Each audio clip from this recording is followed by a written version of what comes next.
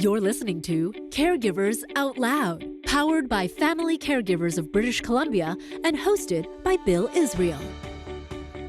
At some point in our lives, yours and mine included, we'll all be faced with a tough decision we didn't see coming. Like in most caregiving situations, people enter the caregiving role with love and compassion. Then pretty soon, they begin to see some of the bigger implications, such as how finances are a significant factor in the choices that affect the care recipient or the caregiver themselves. In today's episode, we tackle some of the anxiety and emotional stress for caregivers that come with making important financial decisions. And we answer the question, how do we make good decisions during difficult times? If we all could go back in time to before it was even a situation and plan around it at that point, that would be ideal. But no one has a DeLorean, so that's not possible. That's Shannon Lee Simmons, a certified financial planner and author of a new book titled No Regret Decisions, Making Good Choices During Difficult Times, talking about when is a good time to start thinking about financial planning around caregiving.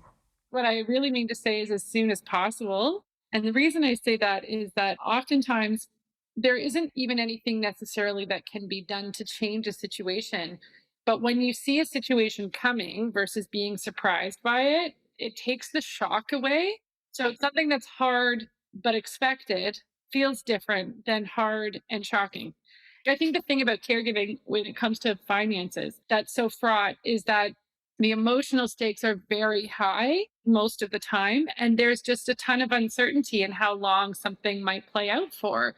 So that's why I think that if you get thrown into a caregiving situation, even though it might be terrifying to do, because the money part really scares people, as soon as you're on the roller coaster, I think that getting some financial support to map out what it might and could look like along the way is helpful to mimic a sense of control, and also so that you take that element of surprise out of bad financial things that might happen. Yeah. Absolutely. Are there any common themes you see with family caregivers that either cause the financial distress or the emotional distress, or maybe both? Yeah. We're talking about the situations where it's not necessarily going the way that everybody wished that it would go. I'm very hopeful. I feel like there's a positive solution in every conundrum, but a lot of that requires like really intense conversations that are hard, and like thinking about things like in a way of like sharing the load in a way that makes sense for everybody without resentment. So I feel like resentment is that the thing that everybody's trying to avoid in caregiving. I would say that's another common theme is like nobody wants to feel that way. Nobody. And nobody wants to feel like a burden. Nobody wants to feel resentment. So I think that's a common theme as well, is like the anxiety over feeling resentment, the anxiety over feeling like a burden, depending on who you're talking to. And then the conundrum around sharing the burden if there are other people, and how does that happen within it as well. And I think mental health, right? I mean, that's why this podcast is so great too. I think it's really hard to be a caregiver. It's really hard. And I think knowing that it's just hard and that acknowledgement is in itself is really helpful. Sure. And that burden thing you were talking about often gets one-upped by the care recipient, who often will say, I don't want to be a burden. And so now they want to be in the conversation about don't be spending this money, don't do this, don't do that. I know. It's a roller coaster. It really is. It is. And so is there anything like a caregiver finance trajectory? I'm sure there's no commonality here, but are there certain things that any caregiver should be anticipating? I do. I think that there is like a shared bond. This is why, to your earlier question, I think kind of navigating or plotting out the potential financial piece as best you can project from as early as possible is important, because you can really get a feel for where those common financial things of being a caregiver would happen. So, for example, are you able to support in any way financially? Because you may want to, but let's have a look at what that would impact in your overall finances, right? And like, how does that play into everything for better or worse, right? Is it totally fine? Is it going to land you in debt, having to sell your house? Like, where are you along that journey? And so I call those things pivot points in finances, things that people often will spend money on that I see in anyways, anecdotally, is like helping to cover the cost of long-term care, because the person they're caregiving for doesn't necessarily have enough assets to get in a place that's close by or where they want to. Also, just doing a lot of the extra stuff for caregiving, driving people to appointments, missing out on work as well. That's a big one. If you can't work, you have to take a back seat. So your income is disrupted to give the time to caregive. So, like, what does that look like and how long is that sustainable? So, what's common and financially what you can plan on is periods of financial strain, whether it's your income is disrupted or your expenses go up. And then what a plan can help you with is maybe it's not even a plan, maybe it's just a projection, which are different things, but it's really plotting out at what point is a red flag? When does it become not okay anymore? When is it dangerous for your own person to do that? The term I always say is like lighting yourself financially on fire to keep someone else warm. A lot of people are willing to do that or they think they are, but how far down the line can you go and mapping that out ahead of time? And the other thing is like that I usually use as a term called guardrails, which are different than pivot points because pivot points are just, hey, something in your life has to change here if you do this. And it's like, okay, well, that's a choice. I have control. And a guardrail is more like, okay, well, we can't go any further. Like if you map that out from the get go, then you see it coming a mile away. And so it doesn't feel scary and you know when to pump the brakes and how much is sustainable. Yeah, because ironically, as pivot points approach, they're not only financial, they're extremely emotional. And it just gets more and more difficult to make the decisions. Yeah, both of it is really important too, because I remember talking to somebody who's receiving care about the financial piece there too. What they want is extremely important too. So if they're caregiving because they're sick and not and they're able to make the decisions and they don't want to see certain things happen, I think that there can be a lot of conflict there as well between the person who wants to be the caregiver or how they would do that and then the person who's actually receiving it as well. So I feel like that conversation needs to happen across both levels. And I would say mapping out like with someone who has just recently maybe received a diagnosis or something like that and needs caregiving and is has the capacity to make those decisions. A lot of times what I'll be mapping out with them because it's so uncertain, right? Like we don't know when and how it's going to happen. So let's look at this and we do things and like we map out the money with really short, I call them micro timelines almost. And it's like, okay, so maybe we don't know what the next 3 years brings, but we probably know what the next 3 months or 3 weeks looks like. So let's focus on the financial piece there. But if you're in a situation where you are in need of care, it's so overwhelming to start thinking about the financial plan like for a long time. And so what I'll do sometimes is like, okay, let's focus on the next 3 weeks. Like what can we control over the next 3 weeks? Don't worry about the next 3 years. Like let's just focus on these really short timelines to try to make it like a little bit less overwhelming. And then eventually you start talking about the bigger pieces. But if you're the person receiving the care, I find that it's almost a different type of panic that happens. Instead of looking at the big picture, it's almost like you do the opposite and you start financially planning around the extreme short run. Money can be an intimate and private conversation, especially when it comes to family. So often the build-up to that conversation is the hard part. Yet even when it's high stakes or tense, the relief everyone gets after the conversation was had is all worth it. People talk about money all the time, but they never talk about money. It's like everyone talks about it. People say things like, oh, it's so expensive, or like, oh, we're spending more than we needed to, or like, oh my God, this is killing me financially. So that's all fair game at the, dinner table or even to a neighbor, but no one's going to say something like, well, I have $8,000 sitting on a credit card and I can't pay it off because of, I'm spending $500 a month helping support, my mom. And I just continue to go into debt. And I don't know, I might have to like take out another mortgage. Like no one's talking that specifically about it. The old saying is the devil's always in the details. Always in the details. And I think that kind of vulnerability about your financial situation, sharing that with the person that you're caregiving with and the person receiving care, sharing what's happening there too. Because often something else I've seen, which is a very lucky position to be in, but it does help is that, if the person has a disability policy or a critical illness policy, or there is something positive financially going on, it actually can help to alleviate stress. Because sometimes if you're, I'm just going to use the example of like a parent being sick or something, And I have, adult children panicking and freaking out. And then once we have our meeting, it's maybe not as bad as they thought, right? Like it's not as terrifying. And they're like, oh, okay, because I've heard all this scary stuff and like I didn't know. So sometimes even sitting down and hammering it out is relieving because it's not as scary as you thought. Sure, sure. That happens too. I think of another old saying is better the devil you know than the one you don't. Absolutely. It's like, like a Stephen King movie. It's not as scary as the books because seeing it is actually like, oh, that's not scary. But when it's all in your imagination, it's terrifying. Exactly. It's like that with money. For sure. So let's talk a little bit about some examples of the things that people can be specific about. Let's take a common question caregivers have around using retirement savings to pay for their recipient healthcare costs that I'm starting to take out of my own finances to cover this. Do you have any suggestions about those kinds of decisions where you're balancing my caregiving needs versus my care recipient needs? Yeah, I think there's this trepidation sometimes. People are like, if they have to take anything out of an RSP or whatever, or a TFSA, it feels scary, even if it was $5, because it's the psychological barrier between I've been saving this and now I'm using it, but I'm not retired, and I'm using it to caregive and not for retirement. I'm going to be destitute. So I think the first thing to answer that question is like, how much and for how long? Because so often I'll be running numbers with people saying, like, okay, if it was a one time thing of X amount of dollars, like, here's the long term impact of that. And sometimes it's like, oh, well, I am still working for 10 more years or something like that.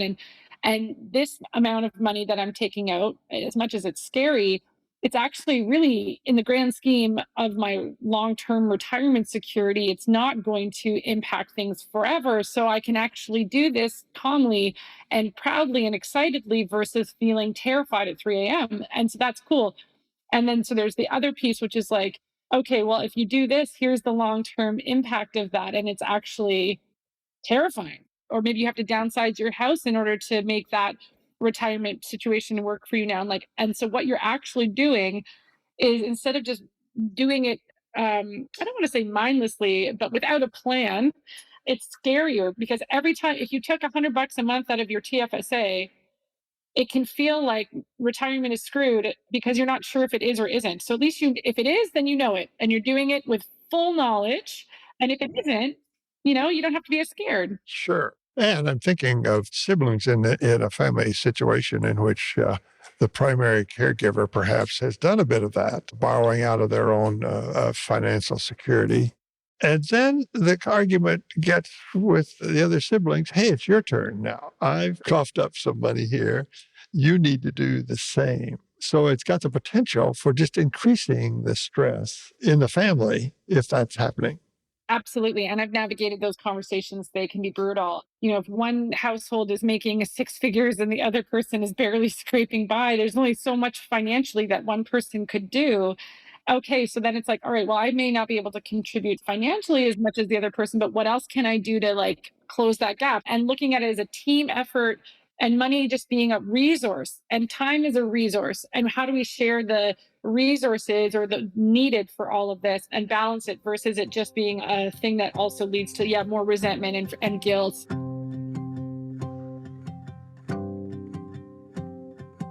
There's a large portion of seniors in the province who retire with no extended health benefits from past employment.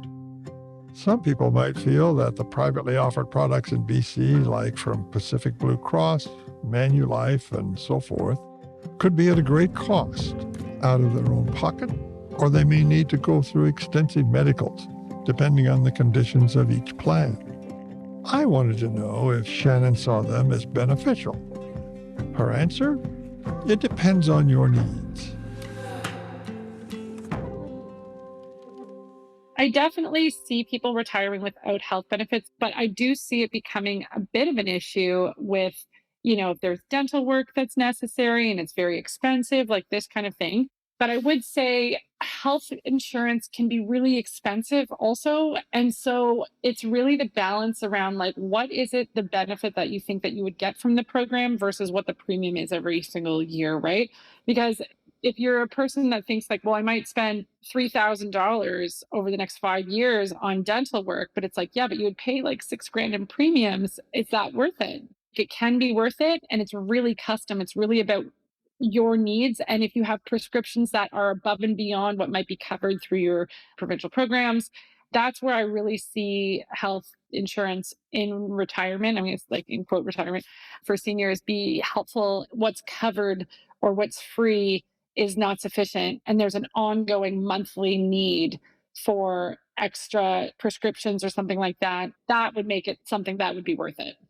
Here's another question that I think, even at my age, sort of strikes a chord. And at this time of our economic life in the country, housing is just a huge issue now. Are you aware of any financial tools that could ease the financial burden of caregiving, such as a reverse mortgage? My wife and I struggle with this constantly now. We live in a house that's too big for us, but if we sell it, we're going to have to find something that's going to cost us just as much. And neither one of us really are in a precarious healthcare situation, but it's coming. We know it's coming. So what about that? Is thinking in terms of your resources and housing being one of them. So I don't love reverse mortgages, but I completely understand why they are tempting, especially given the growth in the housing market that's happened over the last like 15 to 20 years. The reason I don't love a reverse mortgage versus I guess what I would rather someone do is get a secured line of credit against the house if you're able to qualify for that and then use that. It's still debt against your house, which is the same thing as what a reverse mortgage is. So if a reverse mortgage is basically like you use the equity in your house and it just becomes almost like a mortgage. So it's like a debt that goes up, but it's paid for by the equity in your house. So it feels like you're tapping into the equity of your home without the anxiety of like qualifying for this and like paying it off every month and this, that, and the other. But you are being charged interest and it is just being paid off by the equity in your house. And eventually what happens is you don't have the same amount of equity in your house. So where I've seen this be tricky is it depends on how long it goes on for. So an emergency situation is one thing. Let's live off of this because we can't make it work is a red flag for me because one would keep going into debt with the house and then there's no equity left. So if there ever is a situation where you need to sell and downsize or anything, there's not a lot of equity left in the home because you've spent it. And so it's almost better that it's like if this is just for an emergency for a short period of time with an end date, I'm more open to it. Yeah. Well, I got a couple more questions here that I find kind of heavy, really, in a way. And the first one is this concept of involuntary separation increasingly being acquired about with caregivers. Can you explain that? Well, what is this involuntary separation? Yeah, involuntary separation is when, let's say, somebody has a critical illness and they have to go into specialized care. And so the separation is not by choice. It's not because we're divorcing. And so those are two different things, right? So, in the eyes of the law, if you separate from your spouse and you don't live together, then you can't claim them as a financial dependent, which is a huge tax credit. And so that's what you're trying to avoid.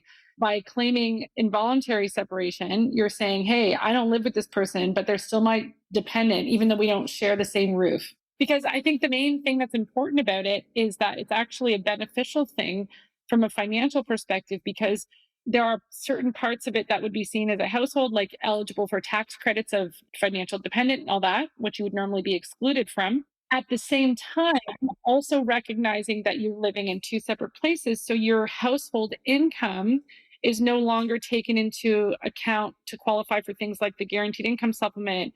So normally it's like a household. So you would maybe qualify for, maybe each of you individually now would qualify for more guaranteed income supplement because you're apart while still maintaining tax credits that are together. Like involuntary separation is an important distinction to make at tax time so that you qualify for as many programs and tax credits as possible.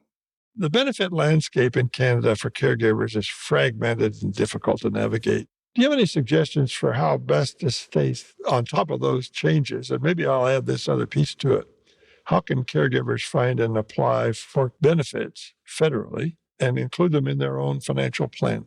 Yeah, I know it is fragmented. Well, I think that, reaching out to caregiver associations like this, for example, is really important. And maybe they're not going to be the person to solve the problem, but they might be able to point you in the right direction.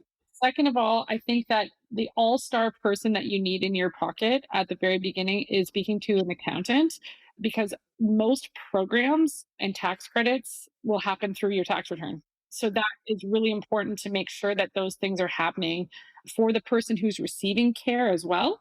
All the medical tax credit receipts, the caregiving tax credit receipt, all of that stuff happens through your return. So if you're DIYing it for free on the internet and you're missing some of that stuff, that will hurt you.